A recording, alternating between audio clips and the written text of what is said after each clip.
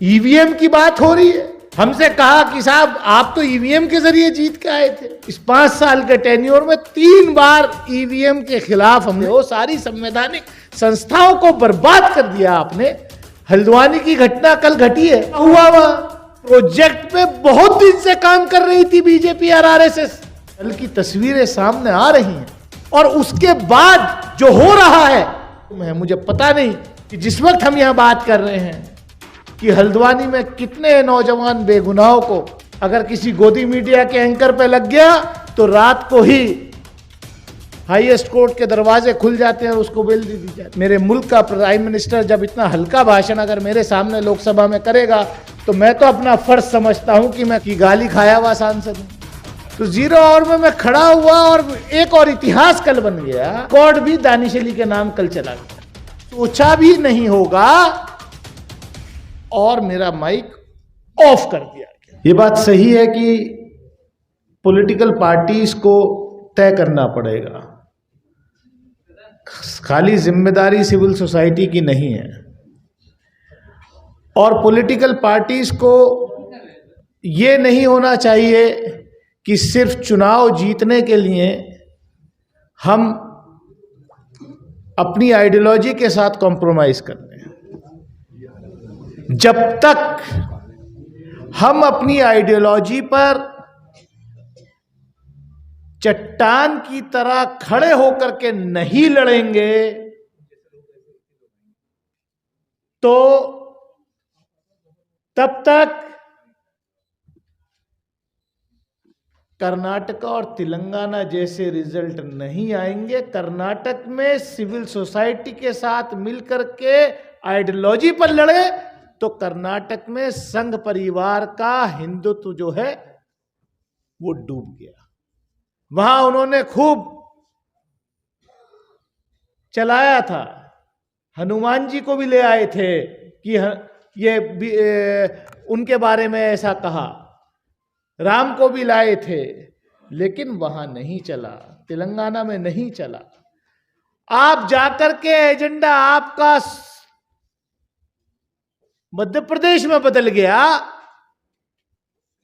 उसी फ्रॉडों के बीच में जाकर के आप भी नतमस्तक हो गए तो वहां की जनता ने कहा कि यार बहुत सीधी सी बात है, जब कॉन्स्टिट्यूशन क्लब के बाहर से निकलेंगे तो एक लोकल हलवाई की दुकान है और दूसरी नाथू स्वीट्स है, तो जाहिर सी बात है हल्दीराम की दुकान पे ही जाएगा, ब्रांड के पास जाएगा, तुम्हारे पास क्यों आएगा। बहुत तल्ख बात कह रहा हूं मैं। होता क्या है कि जो सिविल सोसाइटी के लोग जो रात दिन लड़ रहे हैं, माफ कीजिए सियासी लोगों में बहुत कम लोग हैं, उस किसी ने सही कहा कि अगर कोई लड़ रहा है आज की डेट में तो हकीकत है। मैं तो बहुजन समाज पार्टी का एमपी हूं, अभी एक्सपेल नहीं हुआ हूं, अभी खाली सस्पेंडेड हूं। मैं उसके बावजूद कह रहा हूं ये बात, और आज से नहीं कह रहा, मैं पिछले 5 साल से इस बात को कह रहा हूं कि पार्लियामेंट के अंदर इस 17th लोकसभा में फारूक साहब यहां मौजूद हैं, अंदर भी और बाहर भी अगर कोई लड़ रहा है, हेड ऑन लेकर के लड़ रहा है, सब चीज अपनी कुर्बान करके, तो वो राहुल गांधी लड़ रहा है। अब उनकी पार्टी कितना उनके साथ खड़ी है, उनके लोगों ने, अब जो आप जैसे लोग हैं,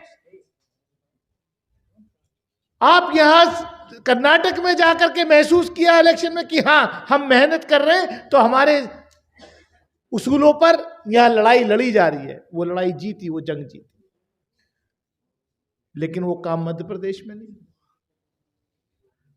बात सही है कि मुसलमान आज की डेट में ऐसा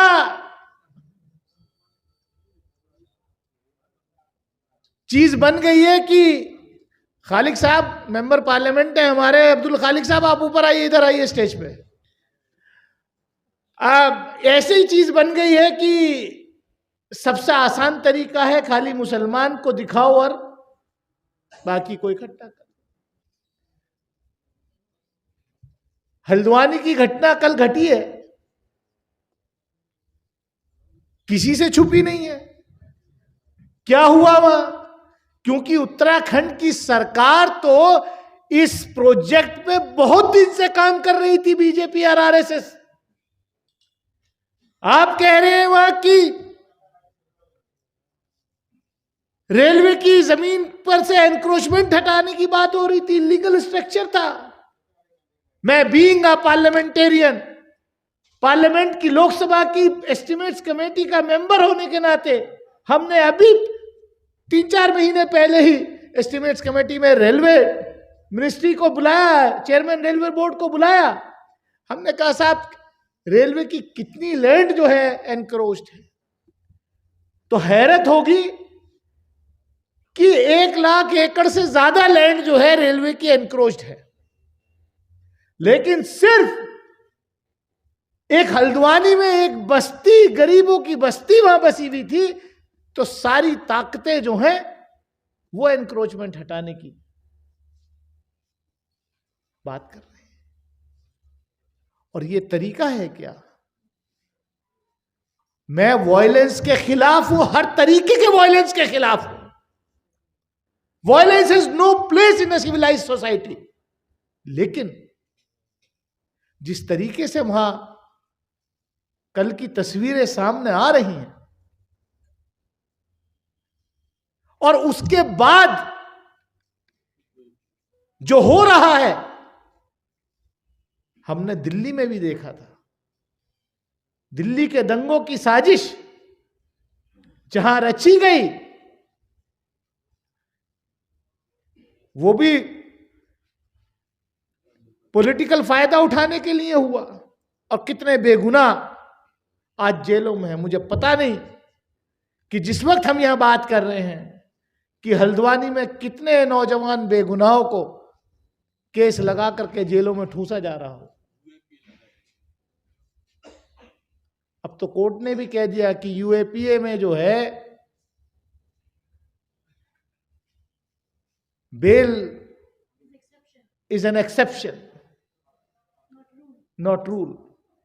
तो हम देख ही रहे हैं उमर खालिद और इन लोगों के कैसे डेट पे डेट आ रही हैं। और इसी देश ने देखा कि किसी पे अगर केस लग गया, अगर किसी गोदी मीडिया के एंकर पे लग गया, तो रात को ही हाईएस्ट कोर्ट के दरवाजे खुल जाते हैं और उसको बेल दे दी जाती है। ये सवाल खाली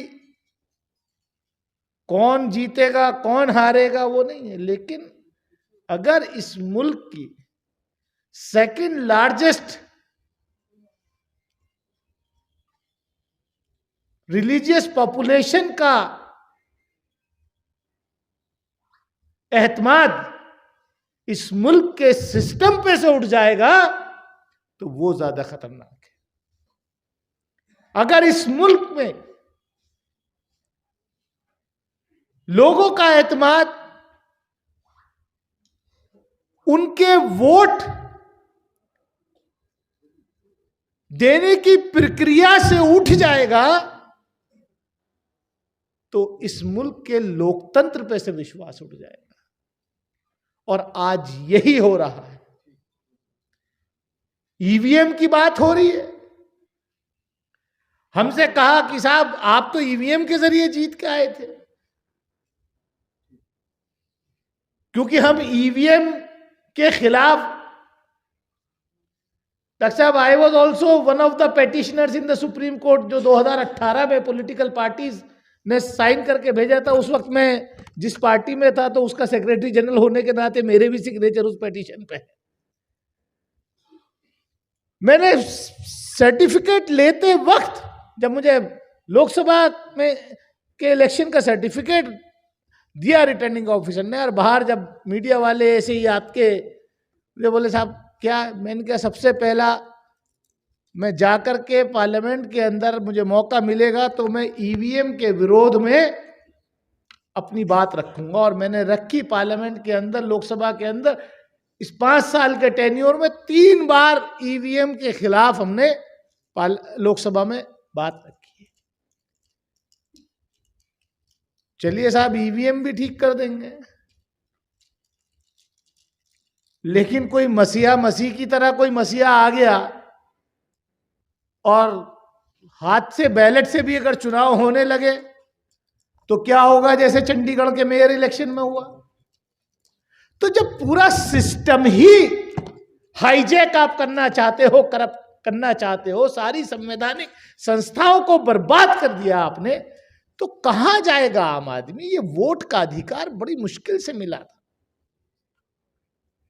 मैं ज्यादा कुछ ना कहते हुए मैं इतना ही कहूंगा, अदीप भाई मायूस होने की जरूरत नहीं है, इंशाअल्लाह लड़ाई लड़ी जाएगी। मुझसे भी बहुत लोग कहते हैं कि साहब, और वेलविशर हैं वो सब, कि दानिश साहब जरा हल्के, आप डरते नहीं, आप जो ज्यादा जज्बात में रहते हैं। मैं तो परसों भी जब डॉक्टर साहब वहां मौजूद थे, प्राइम मिनिस्टर रिप्लाई दे रहे थे हाउस के अंदर, जब वो, माफ कीजिए कि मेरे मुल्क का प्राइम मिनिस्टर जब इतना हल्का भाषण अगर मेरे सामने लोकसभा में करेगा तो मैं तो अपना फर्ज समझता हूं कि मैं खड़े होकर के उसका विरोध क्यों करूं। मैंने किया और जोरदार तरीके से किया। मैंने कल, क्योंकि आजम भाई मैं बोलना नहीं चाहता था ये बात, लेकिन क्योंकि आपने मेरा इंट्रोडक्शन ही ऐसा दे दिया कि गाली खाया हुआ सांसद हूं, तो मैंने कल 0 आवर में, डॉक्टर साहब बड़ी मुश्किल से तो 0 आवर मिला, तो 0 आवर में मैं खड़ा हुआ और एक और इतिहास कल बन गया कि शायद 0 आवर का शॉर्टेस्ट टाइम का रिकॉर्ड भी दानिश अली के नाम कल चला गया। मैंने सिर्फ इतना कहना शुरू किया कि साहब, सभापति महोदय, इस देश में हेट स्पीचेस बहुत हो रही है, हेट स्पीचेस के खिलाफ कानून, सख्त कानून बनना चाहिए।